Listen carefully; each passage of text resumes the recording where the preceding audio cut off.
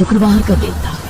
दिन ढलने के बाद आकाश ने ठंडे पानी में स्नान किया और फिर साधना में इस्तेमाल होने वाली सामग्री को एक झोले में भरा और लाल रंग के अघो वस्त्र को पहनकर नंगे पांव ही शमशान भूमि की ओर निकल पड़ा। रात का अंधेरा, शमशान भूमि में सन्नाटा पसरा हुआ था। सिर्फ आसपास से उल्लुओं और सियारों के रोने की आवाज सुनाई पड़ रही थी। शमशान भूमि में नदी के किनारे पहुंचकर उसने एक लकड़ी के पटरे पर आसन लगाया और इत्र की शीशी निकालकर आसपास के वातावरण को सुगंधित इत्र से नहला दिया। साथ लाए चमेली के सुगंधित फूलों से उसने कुछ दूर तक सजावट की और अंत में अपने शरीर पर भी इत्र छिड़क कर वो पटरे पर बैठकर अप्सरा साधना के मंत्रों का उच्चारण करने लगा। कहते हैं सुगंधित वस्तुओं से वैसे भी भूत प्रेत बहुत जल्दी आकर्षित हो जाते हैं। उसने इंटरनेट पर इन खतरों के बारे में पढ़ तो रखा था, किंतु किसी प्रेत के सामने आ जाने पर कैसा अनुभव होता है उसे अभी तक नहीं पता था। डाकिनी, शाकिनी और यक्षिणी साधना के बारे में तो हमने कई कहानियां सुनी है, लेकिन इनके अलावा तंत्र शास्त्र में एक और साधना बताई गई है जिसका नाम अप्सरा साधना है। अप्सरा साधना 27 दिनों तक लगातार की जाने वाली साधना है। इस साधना में साधक स्वर्ग लोक में बसने वाली किसी अप्सरा को अपने मंत्र जाप से प्रसन्न करने का प्रयास करता है।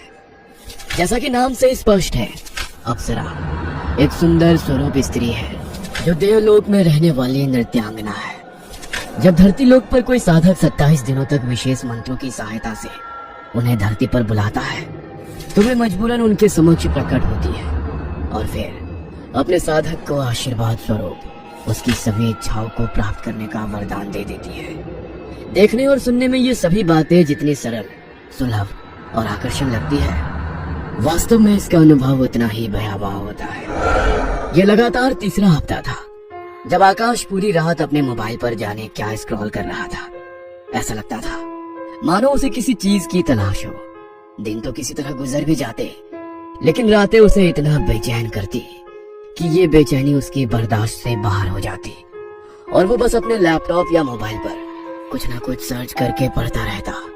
छोटे शहर के बड़े सपने देखने वाले लड़कों के साथ होने वाली ये कोई पहली घटना नहीं थी। आकाश बिहार के एक छोटे से शहर से था। अपने गांव में उसने न ज्यादा चमक दमक देखी थी, न ही बड़े शहरों जैसा खुलापन। जब नौकरी के सिलसिले में मुंबई आया तो वहां की चमक से उसकी आंखें चौंधी आने लगी। तेज गति से भागते शहर में तितलियों से खूबसूरत और आकर्षक लड़कियां जिन्हें देखकर उसके दिल में हलचल सी मच जाती। मुंबई आए कुछ ही महीने बीते थे कि एक रोज आकाश की मुलाकात मोना से हुई। मोना मुंबई की आजाद ख्यालों की लड़की थी। मॉडर्न ड्रेसेस पहनकर उसका बेफिक्र से आकाश से मिलना, हेलो कहते ही गले लग जाना, देर शाम तक साथ में समय बिताना, आकाश को ये सब बेहद सुहाना लग रहा था। मोना साथ होती तो उसे ऐसा लगता सारी दुनिया के रंग उसकी मुट्ठी में सिमट गए हो जैसे। मोना से मिलकर वो घर लौटता तो उससे मिलने की खुशी और अलग होने की बेचैनी उसके चेहरे पर छाई रहती। दिन यूं ही बीत रहे थे। आकाश एक मेहनती लड़का था। धीरे धीरे उसने काम अच्छे से सीख लिया था। ऑफिस में अब उसके पांव जमने लगे थे। गुजरते दिनों के साथ आकाश का मोना के लिए प्यार पागलपन की हद तक पहुंचने लगा था। सोते जागते उसे बस मोना ही नजर आती, लेकिन वो भूल गया था तितलियां जितनी आकर्षक होती है उतनी ही क्षणिक भी। उन्हें मुट्ठी में कैद कर लेना संभव ही नहीं। आकाश के ओवर पॉजिटिव बिहेवियर से मोना को घुटन होने लगी थी। इसलिए 1 साल के रिश्ते के बाद अचानक मोना ने आकाश से वो कहा जिसे वो कभी स्वीकार ही नहीं कर सका। आकाश, I think it's not working.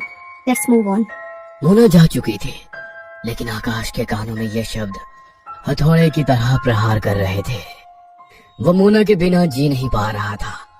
हजारों बार उसका नंबर मिलाने की नाकाम कोशिश के बाद अंत में आकाश बिल्कुल नाउम्मीद हो गया था। वो सारी रात इंटरनेट पर ऐसे तरीके ढूंढता रहता जिससे किसी भी तरह उसकी मोना उसके पास लौट आए। ज्योतिष से लेकर टैरो कार्ड्स सबका दरवाजा खटखटाया, लेकिन कहीं कोई उम्मीद नजर नहीं आई। उस रोज आकाश ऑफिस से घर लौट रहा था, तभी उसे सड़क के किनारे लगा एक पोस्टर दिखाई देता है जिसमें मनचाहा प्यार दिलाने के बारे में लिखा हुआ था। नीचे किसी बाबा का नंबर भी दिया गया था। आज से पहले हजारों बार आकाश इसी रास्ते से गुजरा था, लेकिन जाने क्यों पहले कभी उसने इस पोस्टर की तरफ गंभीरता से देखा ही नहीं था। आकाश इतना हताश हो चुका था कि उसने फट से उस नंबर को अपने मोबाइल में नोट किया और कॉल लगा दी। दूसरी तरफ से एक आदमी ने फोन उठाया। क्या वाकई आप मेरी मनपसंद लड़की से शादी करवा सकते हैं? हाँ हाँ बेटा, यही तो काम है हमारा। चाहे कोई भी लड़की हो, मात्र 11 दिन में खुद ब खुद तुम्हारी तरफ खींची चली आएगी। जिसे चाहे अपना बना सकते हो। लेकिन ऐसा कैसे हो सकता है? ऐसा तो संभव ही नहीं है। वो मेरा फोन तक नहीं उठा रही, उसे देखना तो नसीब नहीं हो रहा। आप कहते हो 11 दिनों में शादी करा दोगे? बेटा, सब कुछ संभव है। तंत्र शास्त्र के बारे में जानते हो? हमने डाकिनी, यक्षिणी और अप्सरा सिद्ध की हुई है। हम तुम्हें ऐसी सिद्धि देंगे कि तुम्हारी प्रेमिका खुद ब खुद चलकर तुम्हारे पास आएगी। आकाश को बाबा की बात पर भरोसा नहीं हो रहा था, इसलिए उसने इस बारे में ज्यादा बातें नहीं की और फोन काट दिया।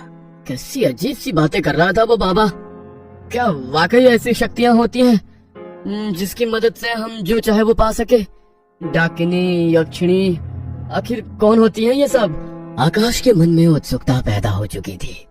अपनी उत्सुकता को शांत करने के लिए आकाश डाकिनी और अप्सरा साधना के बारे में गूगल पर सर्च करने लगता है। एक के बाद एक पेज उसके सामने खुलते चले जाते हैं।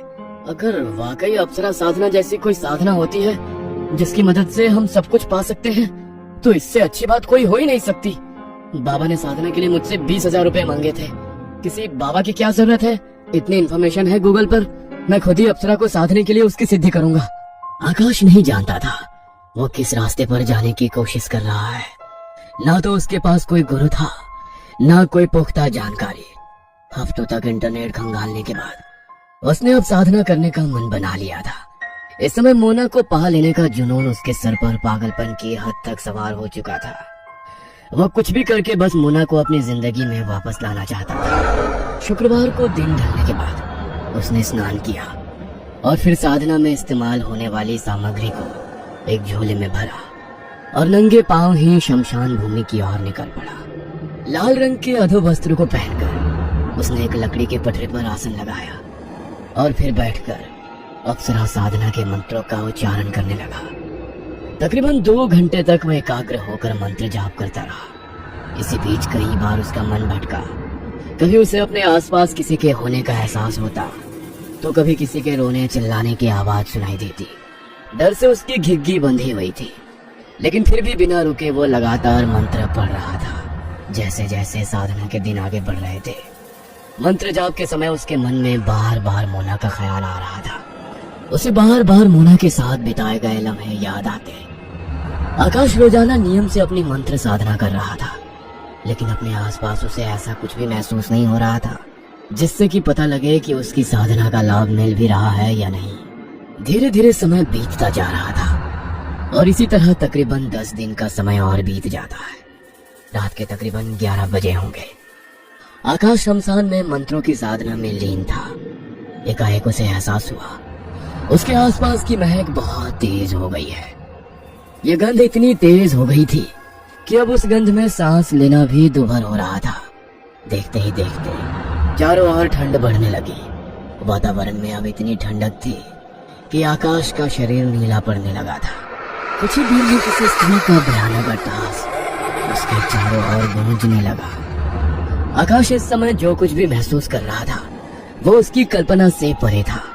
उसने तो एक अप्सरा को पाने के लिए साधना की थी, किंतु इस समय उसे जो हंसी सुनाई दे रही थी वो इतनी भयानक थी कि किसी के भी रोंगटे खड़े करने के लिए पर्याप्त थी। वहां का वातावरण इतना भयावह हो गया था कि अब वहां एक पल भी ठहरना आकाश के लिए मुश्किल हो रहा था। अचानक ही आकाश को अपनी कमर पर किसी का स्पर्श महसूस होता और ऐसी आवाज सुनाई देने लगती है जैसे कोई स्त्री कोई भारी भरकम पायल पहनकर यहाँ से वहां दौड़ रही हो। लगता है मेरी साधना पूरी हो गई। जरूरी ये पायल की आवाज और मेरे शरीर पर स्पर्श अप्सरा का ही है। यही समय है, मुझे आंखें खोलकर उसके दर्शन करने चाहिए। ऐसा सोचकर आकाश मंत्रों को बीच में ही छोड़कर अपनी आंखें खोल देता है और जैसे ही गर्दन घुमाकर देखता है उसे अपने सामने एक 8 फुट की भयानक चेहरे वाली स्त्री दिखाई पड़ती है, जिसे देखकर उसकी चीख निकल जाती है। आकाश के पूरे बदन से कपकपी छूट रही थी। एक 22 साल का नौजवान जिसने अभी अभी खुली आंखों से किसी मायावी शक्ति को देखा हो, उसकी मानसिक स्थिति का आप अंदाजा भी नहीं लगा सकते हैं। इस पल वो मानो अपने होश में ही नहीं था। उसके पैर मानो जम गए थे, अपनी जगह से हिल पाने का सहारा भी नहीं था उसके अंदर। तभी वहां का वातावरण एक बार फिर बदलता है। वो तेज सुगंध वहां से गायब हो जाती है। एक पल पहले तक दिखाई दे रही वो मायावी स्त्री भी आंखों से ओझल हो चुकी थी। शमशान भूमि में अब चारों तरफ धुआं ही धुआं नजर आ रहा था। इतना सब देखने के बाद अब आकाश के अंदर उस जगह एक पल भी रुकने की शक्ति नहीं बची थी। सामग्री को उसी अवस्था में छोड़कर वो दौड़कर अपने घर की ओर जाने लगता है और घर पहुंचकर अपना दरवाजा अंदर से बंद कर लेता है। उसका दिल अभी भी जोरों से धड़क रहा था। आकाश बहुत बुरी तरह डर गया था, लेकिन फिर भी कुछ देर बाद जब वो सामान्य हुआ तो उसने तय किया कि वो अपनी बची हुई साधना को अपने घर में रहकर ही पूरा करेगा। अगले दिन रात के 9 बजे एक बार फिर से वो साधना करने के लिए बैठ जाता है। अभी कुछ देर बीती होगी कि उसे अपना दरवाजा जोर जोर से पीटने की आवाज सुनाई देती है। कुछ देर तक आकाश उस आवाज को नजरअंदाज करने की कोशिश करता है, लेकिन दरवाजा पीटने की आवाज लगातार बढ़ती ही जा रही थी। तभी उसका मोबाइल बजता है। इस बार वो मोबाइल की आवाज को इग्नोर नहीं कर पाता और एक नजर मोबाइल की स्क्रीन की ओर देखता है। स्क्रीन पर मोना का नाम दिखाई दे रहा था। आकाश को अपनी आंखों पर यकीन नहीं हो रहा था। जिस लड़की को उसने पिछले 2 महीने में ना जाने कितने हजार बार फोन मिलाया था, इतनी रात गए अचानक उसका नंबर मोबाइल की स्क्रीन पर देखकर वो खुद पर काबू नहीं रख पाता और लपक कर फोन उठा लेता है। आकाश, तुम घर पर नहीं हो क्या? कब से तुम्हारे घर का दरवाजा पीट रही हूँ, लेकिन तुम दरवाजा ही नहीं खोल रहे हो। मोना की बात सुनकर आकाश अपने आसन से उठ जाता है और जाकर दरवाजा खोल देता है। दरवाजा खोलते ही सामने मोना को खड़ा देख आकाश के आश्चर्य का कोई ठिकाना ही नहीं था। उसे अभी भी अपनी आंखों पर यकीन नहीं हो रहा था। घर के अंदर नहीं बुलाओगे क्या? यहीं से वापस भेजना चाहते हो? प्लीज आओ ना। तुम कहाँ चली गई थी मोना? मैंने तुम्हें बहुत मिस किया। तुम सोच भी नहीं सकती इतने दिनों में मुझ पर क्या क्या बीती है। फिर से तुम नहीं जाओगी ना मुझे छोड़कर? अब आ गई हो ना, अब कहीं नहीं जाऊंगी। जहाँ जाएंगे हम साथ में जाएंगे, ठीक है ना? साथ में? अरे छोड़ो ना ये सब। मुझे भी समझ आ गया है कि तुमसे ज्यादा प्यार मुझे और कोई नहीं कर सकता। माफ कर दो ना मुझे, प्लीज। मानो एक सपना सच हो गया था आकाश का। इस पल की खुशी में वो भूल ही गया था कि कुछ देर पहले वो अप्सरा साधना कर रहा था और उसे अधूरा छोड़ आया है। मोना के लौट आने के बाद अब आकाश के मन में आगे की साधना करने की कोई इच्छा नहीं बची थी। अपनी साधना को छोड़ अब वो दिन रात मोना के साथ बातें करने में बिताने लगा। मोना को लौट कर आए 3 दिन बीत गए थे। अब मोना आकाश से मिलने तो नहीं आती थी, लेकिन फोन पर लगातार उसकी मोना से बातें हो रही थी। इधर जाने क्यों हर गुजरते दिन के साथ आकाश की सेहत गिरती ही जा रही थी। 1 सप्ताह बीता तो मानो उसके अंदर बिस्तर से उठने की जितनी भी ताकत नहीं बची। बेटे की बिगड़ती हालत को देखकर गांव से उसके माँ बाबूजी मुंबई आते हैं और उसे अच्छे से अच्छे डॉक्टर को दिखाते हैं। तमाम जांच करने के बाद भी मानो उसकी बीमारी किसी भी डॉक्टर की पकड़ में आ ही नहीं रही थी। सुनिए जी, शहर के बड़े से बड़े डॉक्टर भी इसकी बीमारी को पकड़ नहीं पा रहे हैं। कहीं ऐसा तो नहीं ये कोई और ही चक्कर है, तभी डॉक्टरों की दवा काम नहीं कर रही है। तुम फिक्र मत करो भाग्यवान, हमारे गांव का बिरजू यही मुंबई में रहता है। मैं उससे पता करता हूँ, अगर वो हमारी कुछ मदद कर सके तो। आकाश के माँ बाबूजी अपनी तरफ से पूरी कोशिश करते हैं और जल्द ही उन्हें एक सिद्ध तांत्रिक का पता मिल जाता है, जहाँ वे अपने बेटे को लेकर पहुँच जाते हैं। इधर आकाश की हालत बिगड़ती जा रही थी, लेकिन ऐसी हालत में भी वो अपनी फिक्र छोड़कर बस हर समय मोबाइल की ओर देखकर मोना के फोन का इंतजार कर रहा था। बाबा, बिल्कुल बावला हो गया है लड़का उस मोना के चक्कर में। मुझे तो कभी कभी लगता है कि उस करम जली ने ही कोई जादू टोना करवाया है इसके ऊपर। अरे माँ, तुम भी जाने कैसी बातें करती हो। मोना क्यों जादू करेगी मुझ पर? वो तो महीने पहले ही मुझे छोड़कर चली गई थी, लेकिन मैं नहीं जी सकता था उसके बगैर। इसीलिए मैंने उसे पाने के लिए अप्सरा साधना की। मेरी साधना का फल मुझे मिला और मोना लौटकर मेरे पास आ गई। लेकिन पता नहीं क्यों, ना तो अब वो मुझे फोन कर रही है, ना ही मेरा फोन उठाती है। अरे बाबा, ये लड़का पूरी तरह से पागल हो गया है उस लड़की के चक्कर में। कल इसकी ऑफिस में काम करने वाला एक लड़का आया था हॉस्पिटल में। बेटा, ये मोना कौन है? पता नहीं क्या जादू किया है उस लड़की ने, ऐसी हालत में भी ये बस मोना मोना पुकारता रहता है। कहता है अभी सप्ताह भर पहले लौट कर इसके पास आ गई थी, शादी का वादा किया, कहती थी उम्र भर साथ निभाएगी, लेकिन अब 3 दिन से उसका कोई पता नहीं मिल रहा है, न फोन उठाती है न मिलने आती है। आंटी, ये कैसे पॉसिबल है? मोना तो इंडिया में है ही नहीं, यूएस गई हुई है पिछले 1 महीने से। मेरी कल ही बात हुई थी उससे, उसे भी आकाश की ऐसी हालत पर दुख है, लेकिन जो कुछ भी आकाश कह रहा है वो झूठ है। ना तो मोना इससे मिलने आई, ना उससे कोई बात की। झूठ बोल रहे हैं सबके सब। मैं सच कह रहा हूँ बाबा, मैं आपको पूरी बात बताता हूँ। महीनों तक मोना का इंतजार करने के बाद एक एक पल उसके बिना बिताना मेरे लिए मुश्किल होता जा रहा था। जब सब दरवाजे बंद हो गए तब मैंने तंत्र मंत्र की सहायता से मोना को वापस अपने पास लाने का विचार बनाया और अप्सरा साधना शुरू कर दी। आकाश ने बाबा को अपनी पूरी आप बीती कह सुनाई। बिना किसी गुरु के मार्गदर्शन के तुम इतनी बड़ी शक्ति से उलझने के लिए निकल पड़े। अरे मूर्खो तुम। ऐसी ही आधी अधूरी जानकारी लेकर तुम्हें लगा था कि तुम अप्सरा को साथ लोगे। तुम जानते भी हो कितनी बड़ी शक्ति के साथ टकराने की हिम्मत की है तुमने। आपकी बेटी की मृत्यु निश्चित है। अब तो सिर्फ ईश्वर ही आपके बेटे की रक्षा कर सकता है। आप जानते हैं क्या किया है आपके बेटे ने? इसने 27 दिन की साधना का संकल्प लिया और उसके बाद अपनी साधना शुरू की। जिसका अपने मन पर नियंत्रण नहीं है वो मनुष्य कभी भी कोई सिद्धि प्राप्त नहीं कर सकता। जब अपने मंत्रों की शक्ति से हमें किसी बहुत बड़ी मायावी ताकत को बुलाते हैं तो उस शक्ति से पहले मंत्रों की ऊर्जा से आकर्षित होकर भांति भांति के भूत प्रेत पिशाच और छलावे आकर हमारे धैर्य की परीक्षा लेते हैं। अप्सरा किसी के भी सामने ऐसे ही प्रकट नहीं हो जाती है। बिना सही मार्गदर्शन के इस तरह की शक्तियों को आमंत्रित करना अपने विनाश को आमंत्रित करने के समान होता है। बहुत बड़ी भूल की है तुमने।